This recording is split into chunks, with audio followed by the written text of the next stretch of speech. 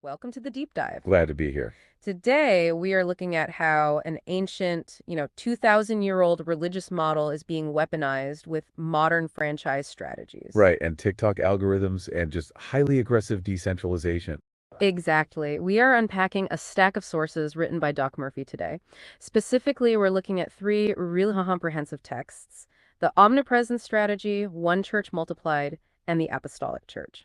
And I have to say, these texts are incredibly detailed. They outline this highly structured, almost biological approach to spreading a message and building a movement. It's a massive organizational framework, and the mission for our deep dive today is to explore this core concept of apostolic church planting and what the texts call kingdom government. Yeah, that's the main focus. Right, because it takes these ancient ideas and maps them directly onto corporate multi-site branding and decentralized leadership. It really is a unique synthesis. But to understand how this movement plans to expand, we first have to, well, completely dismantle the modern, conventional idea of what a church actually is. Because the way the source material defines it, we definitely aren't talking about a building you visit on a Sunday morning. No, not at all. The text takes an absolute wrecking ball to that concept. It really does. The texts point out that the Greek word for church used in the original Bible text is ekklesia. Right, ecclesia. And here is the context for that in the Roman and Greek culture of Jesus' time. Ecclesia did not mean a religious service. You didn't go to the ecclesia to sit in pews and sing songs. I mean, the historical context is so important there. Yeah, it referred to a governmental, legislative town council that made decisions on how society actually functioned. It was a civil body that shaped the culture of a city. That is a crucial historical and strategic distinction. Because the texts argue that when Jesus talked about giving his followers the keys to the kingdom, it wasn't some abstract metaphor. Right, not just about spiritual enlightenment or feeling peace in your heart. Exactly, it was a literal transfer of governmental authority. The sources heavily point out all the legal governmental terms used extensively throughout the faith, which completely reframes their entire mission. The terminology in the text absolutely blew my mind once you look at it through this governmental lens. God is described as the judge. Yep. Jesus is the advocate, which literally translates to a defense attorney or a lawyer in a courtroom. The Holy Spirit is the paraclete, meaning a legal standby or a helper. And everyday believers are reframed completely, too. Right, they're referred to as ambassadors, which means accredited diplomats sent by a foreign country to represent its interests in a completely new territory. It changes everything about how they operate. Okay, let's unpack this. So if we followed this logic, starting a church is less like launching a weekend social club and more like setting up a foreign embassy in a new country. That's a perfect way to describe it. But I do have to push back here. If they consider themselves a literal government, how do they practically legislate or rule in everyday society? I mean, are they supposed to just run for city council or become politicians? Well, what's fascinating here is how the text redefines the very concept of ruling. It doesn't necessarily mean passing laws in a Capitol building or running for mayor, though it doesn't exclude that either. Okay, so what does ruling mean to them? In this context, ruling simply means having the greatest degree of influence. It starts with what Murphy calls a measure of rule. The text argues that you cannot rule a city if you cannot rule a neighborhood. Makes sense. And you can't rule a neighborhood if you can't rule your own home. So first you have to rule yourself. You have to demonstrate self-control and discipline in your own life. Like personal accountability? Exactly. Then you rule your family by leading them well, and eventually you earn the right to rule a community by being the ultimate positive influence and standard setter in that specific space. Wow. It is a mandate to take absolute ownership of your environment. The text literally says that if believers don't step up and lead in their specific spheres, the world will lead by default, and that just leads to corruption. Right? Nature abhors a vacuum. So leadership is not optional for them. It is an active requirement to be the highest point of influence wherever you are, whether that's a boardroom, a classroom, or, a construction site. Precisely. And if we follow that logic, that brings us to a massive logistical challenge. Which is? Well, if the church is a governmental embassy and its citizens are all ambassadors mandated to influence their specific surroundings, how does it physically expand its territory? Right, because think about a traditional embassy. It can't just sit still in the capital city, lock its front doors, and wait for people from the countryside to wander in and ask about its policies. No, it has to go to them. It has to aggressively project its influence outward. And this leads us to what the text calls the strategy of omnipresence. They cannot just be a destination, they have to be everywhere at once. Yes, The omnipresent strategy is based on the foundational theological idea that God is everywhere, so his government should be everywhere too. But actually achieving that is complicated. Highly complicated. To achieve actual omnipresence in a modern city, the sources argue that you have to completely overhaul how leadership is traditionally structured. You have to move away from purely pastoral leadership to apostolic leadership. And the distinction between those two roles is a massive part of this entire blueprint, because a pastor, by definition in this text, is stationary. Like a shepherd in a field. Exactly. A pastor stays in one location to care for a single flock, tending to their needs, keeping them safe. But an apostle, the text describes apostles as pioneers. They are basically the serial entrepreneurs of the faith. Right. They push into new, uncharted territories, establish the framework of the government, make sure it is running, and then they intentionally move on to the next place to do it all over again. They are the tip of the spear. The apostle establishes the beachhead, and then the ambassadors expand it. It's a highly tactical. Very. And their method for spreading this omnipresent influence is something the text calls everywhere fire. Everywhere fire. Yeah, it's a highly aggressive, multi-pronged approach to evangelism that refuses to stay inside a building. It starts with relational evangelism, which they call Matthew parties. Based on the biblical figure, Matthew, right? Right, who threw a party for his tax collector friends to introduce them to Jesus. So it's essentially hosting low-pressure dinners or cookouts with your neighbors to build actual, authentic relationship before ever pitching a message. So it's establishing the relationship capital first. Exactly. Then there's street evangelism, which is mobilizing teams to go into parks, into nursing homes, into county jails, places where people are often just forgotten. And there is community outreach too, which is providing the hard practical things like groceries, utility assistance, and shelter. Right. And finally, there's internet evangelism. Yeah, the internet piece is a massive frontier for them. They use Facebook ads, TikTok algorithms, WhatsApp groups, and Zoom seminars. They view digital space exactly the same way they view physical geography. It is a territory that needs to be occupied, governed, and influenced, just like a physical city block. Here's where it gets really interesting because the text uses this concept of fishing in your pond to explain how this actually scales. I love this analogy. It's so good. Your pond is your immediate sphere of influence. For you listening right now, think about your own commute, your office, your apartment complex, your specific social media feed. That is your pond. The text argues that you are supposed to be the active ambassador right there. But, okay, I have to play devil's advocate for a second. Go for it. This sounds like an exhausting, massive job. How is the average person who works a 9-to-5 job and has to pick up their kids from soccer practice supposed to execute this aggressive everywhere strategy? Well, that is the genius of the decentralization. The sources are very clear that this strategy totally fails if it's just left to a few elite leaders with microphones. So it relies on the crowd. Exactly. Everyone is meant to be an ambassador, but only in their own pond. You aren't asked to reach the whole city. You are asked to reach your specific desk cluster at work. That makes it much more manageable. Right. And the text offers highly practical psychological advice for the average person to do this effectively. It says you have to use the right bait. Meaning you don't just throw out a hook and hope for the best. You find common ground, you offer kindness, and most importantly, you listen first to understand what the person actually needs. You have to identify their pain point before you offer a solution. That's just good interpersonal skills. It is. And my absolute favorite practical rule from the text regarding this process, you don't clean a fish before it's even caught. That analogy is brilliant because it completely subverts how a lot of people view religious recruitment. Completely flips it. You don't try to fix people before they are brought into the community. You don't demand they change their habits, clean up their language, or alter their entire lives before they've even encountered the message. No, if you are fishing, you just bring them into the boat first. The cleaning happens later, naturally, once they're inside the environment. It removes the barrier to entry entirely. It creates this highly decentralized approach where you have this massive workforce of everyday, normal people acting as ambassadors, going everywhere, fishing in their own local ponds, and just bringing people in without judgment. So you have this incredibly active workforce out there, infiltrating every layer of society. But the big question is, how do you measure their success? Right. How do you know if the omnipresence is actually working? According to the texts, most modern organizations, both corporate businesses and religious institutions, get this entirely wrong because they focus on the wrong math. They suffer from what Doc Murphy calls the addiction to addition. Yes, the addiction to addition.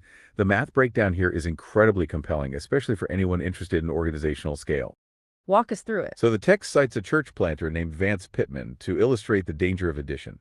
Imagine you are a leader And over 25 years, you grow one massive megachurch to 30,000 people. By almost every modern metric, you would be on the cover of magazines. That is a wild success. You have a sprawling campus, a multi-million-dollar budget, a famous leader, and massive weekend crowds. For most organizations, hitting 30,000 active members in one location is the absolute pinnacle. That is the dream scenario. But the text points out the mathematical blind spot, right? It does. In a major metropolitan area, a single congregation of 30,000 people might barely scratch 1% of the total population.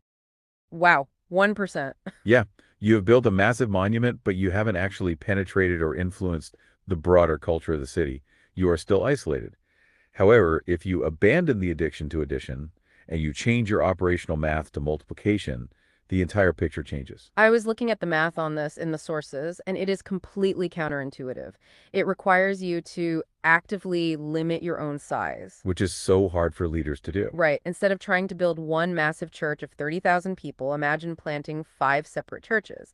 And here is the kicker. You intentionally cap their growth at just 200 people each. They aren't allowed to build a bigger building once they hit 200. Exactly. Instead, every 5 years, each of those churches is required to plant five more churches of their own. And if you repeat that multiplication cycle over the exact same 25-year period, The math gets crazy. it really does. You don't have one church of 30,000 people. You have over 10,000 churches reaching 3 million people. That staggering difference is the core of their strategy. 10,000 decentralized locations with 200 people each versus one centralized location with 30,000. It fundamentally shifts how you view success. Your goal isn't to build the biggest room. Your goal is to build the most rooms. Exactly. And to explain how this multiplication actually works in practice, the sources rely heavily on some vivid biological metaphors. Let's walk through them, starting with the mushroom versus the oak tree. Right. So a mushroom can sprout up and grow to its full size in 6 hours, but has no deep roots, and it dies the very next day. But an oak tree takes 60 years to reach maturity. It requires patience and deep roots, but it leaves a legacy that drops seeds and lasts for centuries. The text heavily warns against the temptation of overnight mushroom-like megagrowth. Then they use the metaphor of the coconut tree, which is fascinating. Yeah, coconut tree doesn't just drop seeds at its own base, it drops coconuts into the ocean. Those seeds are designed to float across the water, traveling great distances to find completely new, uninhabited soil. Eventually, that single floating seed creates a whole new coconut grove on a completely different island. It is all about intentionally sending your DNA far away from the source. But the most powerful, and frankly the most aggressive metaphor in the text, is the starfish church. The starfish is such a wild concept for an organization. In biology, if a predator cuts the arm off a starfish, the starfish doesn't just heal the wound and move on. That severed arm has the biological capacity to regenerate into a completely new, independently functioning starfish. The text uses this to describe asexual reproduction through small groups in house churches. So in practical terms, if a small group hits 20 people, they intentionally slice off an arm, they take 5 of their best people, sever them from the group, and send them out to regenerate a brand new group somewhere else in the city. It is continuous, intentional division for the sake of multiplication. I look at this and I immediately compare it to franchising a successful business model. You aren't just trying to build one giant flagship store in Times Square. You are building a tight, replicable system that can be dropped into every mid-sized town across the country. Exactly like a franchise. But I have to ask, from a leadership perspective, doesn't sending away your absolute best people to start these new starfish campuses hurt the original home-based church? I mean, it seems like you are constantly inducing a massive brain drain on your own organization. If you connect this to the bigger picture, the text reveals a deeply counterintuitive truth about human capital. Sending out your best leaders actually helps the sending church. Wait, how does losing your best people help you? The core argument is that God built his kingdom as people let go, not as they hoard talent. It forces an entire organizational culture of releasing. Okay, I see. Think about it. When you send your top 5 leaders away to start a new campus, it creates an immediate leadership vacuum at your home base. Which forces you to train new people. Exactly. That vacuum forces you to actively train up the next generation of leaders to fill those newly empty roles. It completely prevents stagnation. It is the ultimate cure for middle management bloat. You are constantly clearing out the top tier of talent, which means the people underneath are always being pulled upward. You never have people sitting around waiting for a title because you are constantly creating new organizations for them to run. It requires a completely different scorecard. Under this model, a leader's success isn't defined by how many people they can gather in their own building. It is defined by how many capable leaders they are sending out the door to govern new territory. Exactly. So we've seen the governmental structure, the ambassadors taking ownership of their local embassies. We've seen the biological math, the starfish multiplying and the coconuts floating to new islands. Right. Now, what does this actually look like when it hits the concrete streets of a modern city? According to Doc Murphy's texts, when this model scales, it becomes highly, highly disruptive. Disruptive is the exact word the text uses. It calls for the establishment of a disruptive church. And what does a disruptive church actually do? This is a movement that refuses to blend in, refuses to follow current cultural trends, and absolutely refuses to hide its influence. Believers in this system are encouraged to become what the text calls kingdom premierers. This part of the source material was wild to read. The texts give literal examples of believers aggressively entering the marketplace. They aren't just, volunteering at bake sales. No, they are owning commercial banks. They are buying shopping malls. Doc Murphy himself launched a professional basketball team in 2017 as part of this omnipresence strategy. They own record labels, investment companies, fitness brands. The strategy is to occupy every sector of society so that they are the loudest, most visible influence in the culture. And this is where the multi-site dominance really comes into play. To maintain unity across all these different commercial ventures, house churches, and starfish campuses, they operate under the strict model of one church, multiple locations. They might have 50 different locations across a state, but they share one single bank account, one core organizational DNA, and identical teaching. The logistics of that are wild. They heavily utilize video venues, right? Yeah, heavily. So the lead apostle might be standing on a stage in the Nine Hub, but that teaching is broadcast simultaneously to all the satellite campuses via screen. It ensures the messaging never gets diluted by middle management. Correct. It's total synchronization. And they combine this structural dominance with what they call everywhere marketing. Marketing is a religious mandate. Exactly.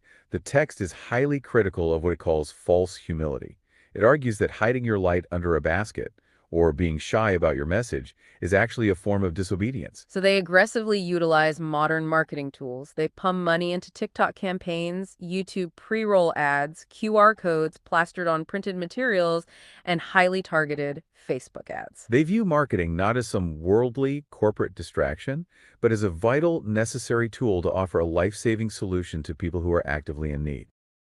So what does this all mean? Because honestly, looking at the mechanics of this, the one shared bank account, the identical video teaching broadcast to dozens of locations, the aggressive social media ad spend, the acquisition of shopping malls and sports teams, I have to push back. It's a lot to take in. It sounds identical to a work-rate takeover strategy.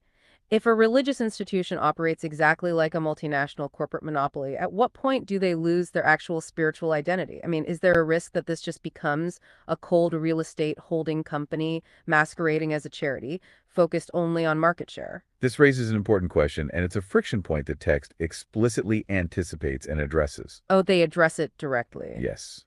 The counterweight to all of this aggressive corporate expansion is a concept Murphy calls the compassionate church. The disruption they are aiming for isn't just about owning prime real estate or having the most social media followers. What is it about then? It is fundamentally about disrupting systemic poverty, sickness, and despair in the cities they occupy. The sources are incredibly intense about this balance. They insist over and over again that there is no supernatural power without physical sacrifice. You can't just buy them all and call it a day. Precisely. The text argues that you cannot have the authority to rule a city if you are not actively on the ground serving it.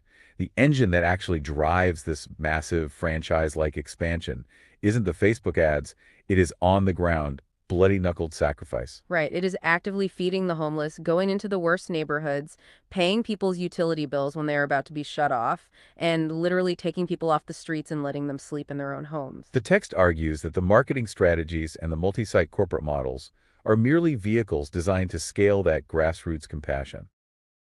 So the scale serves the compassion, not the other way around. Exactly. And if you remove the sacrifice, the text warns that the whole machine grinds to a halt and loses its mandate to rule. It's a fascinating paradox. It is like having the logistical infrastructure, the ad budget, and the ruthlessness of a Fortune 500 company, but powering it with the localized, face-to-face empathy of a neighborhood soup kitchen. That is exactly the synthesis the text is advocating for. You need the aggressive, omnipresent strategy to cast the the net wide enough to reach the masses, but you absolutely need the deep relational compassion, the Matthew parties, the listening, to actually transform the individuals once you catch them Because without both, the model collapses. entirely.